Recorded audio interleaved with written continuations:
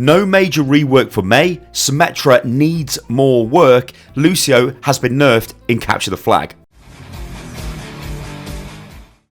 Ladies and gentlemen, hello and welcome to the channel. I am Salos and of course this is Unit Lost. Alright guys, let's take a look at what's been going on here with these comments Jeff has been making on the forums. So, the first thing he speaks about is Symmetra and Mei. So this is what Jeff says. We disagree that Mei needs a major rework. We are trying some improvements to her, but they are not major.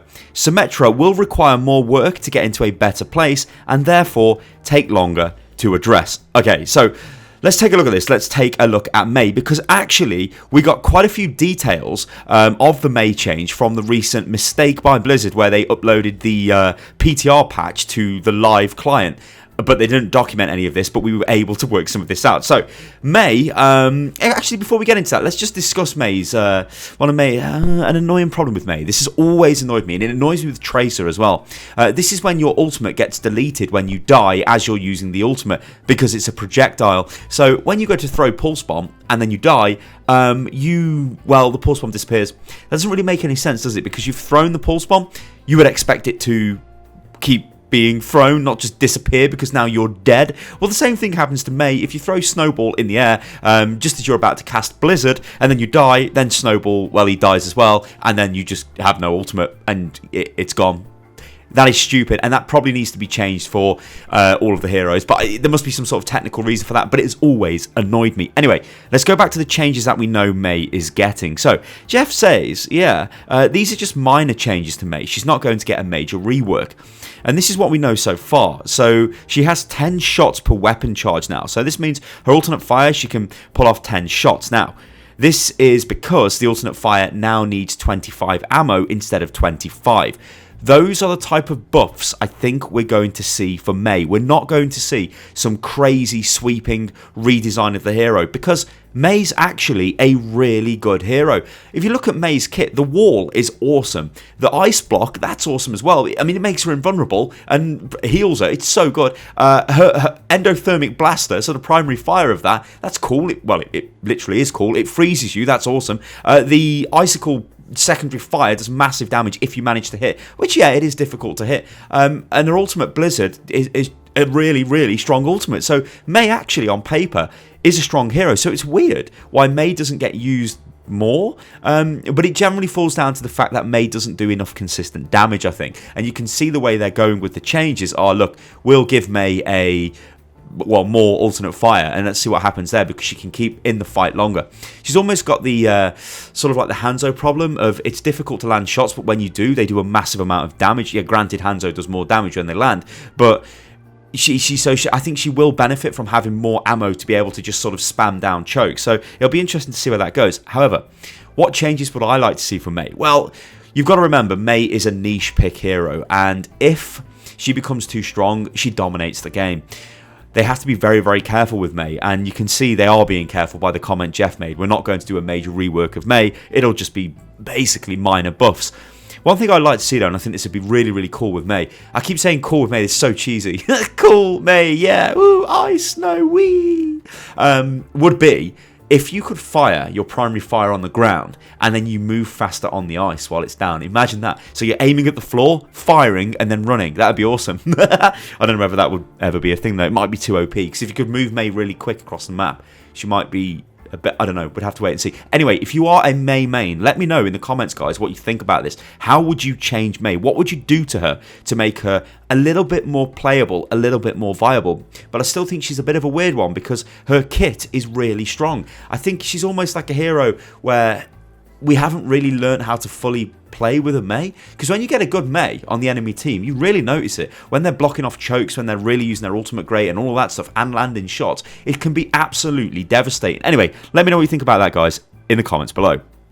Next up is Symmetra. Now, Jeff says it's going to take a long time to finalise any Symmetra changes. So what does that mean? Well, it probably means we're not going to get a full rework. I mean, hell, Symmetra's already had a rework, and Symmetra has been the most changed hero in the game, basically. I think this means we're going to get a mini rework.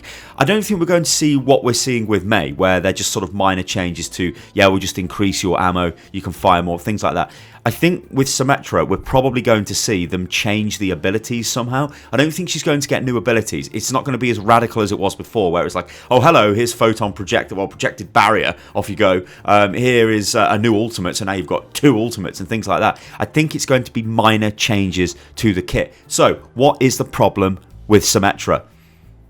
Symmetra is no good on attack. That is the problem. Symmetra is super strong on defense. If you walk into her nest, you are dead. Let's use Hanamura first point as an example, right? Or the footage you guys seen in the background here of Capture the Flag. The actual flag room is pretty strong to build a nest of turrets in. If the enemy walk into your turrets, you wreck them and do massive damage, and that is great. Thing is though, on attack, you cannot set these nests up. You can once the attack has happened, if that makes any sense. So while the attack is happening, you can run into a side room, set your turrets up, and then hope somebody walks through.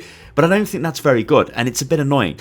I mean, Symmetra has to be the worst offensive hero in the game. Torbjorn would be close to her as well. Now, these are defensive heroes for a reason. Well, actually, she's a support, isn't she, Symmetra? But she's essentially a defensive hero. She's very one-dimensional. This means you only use her in certain situations. So I think what they need to do to her is make her more offensive. Now, how can you do this? Well. I think it would be amazing if you could remotely deploy the turrets. Now, you imagine if the turrets had a deployment range of, let's say, 20 meters or something. Well, 20 meters would be... Oh, no, 20 meters might be fine. That is a long distance in the game, though. Because you imagine, you go back to the first point on Hanamura example. Normally, you'd build a turret nest either on the point, you'd put turrets around the doors, like through the choke, or you'd put turrets by the small health pack to the left. As you're defending the point. Now, or you might put them by the mega, but you're going to put them in an area where you're hoping the enemy will walk through. Well, imagine if you could deploy turrets behind the enemy as they were sort of pushing through the choke. It would give you another thing to do. Instead of just waiting there, spamming your alternate fire orb through the choke, like spamming the orb, you could then think about deploying the turrets. But this is where my ideas get really crazy. Imagine if you could do things to the turrets. Imagine if you could detonate a turret.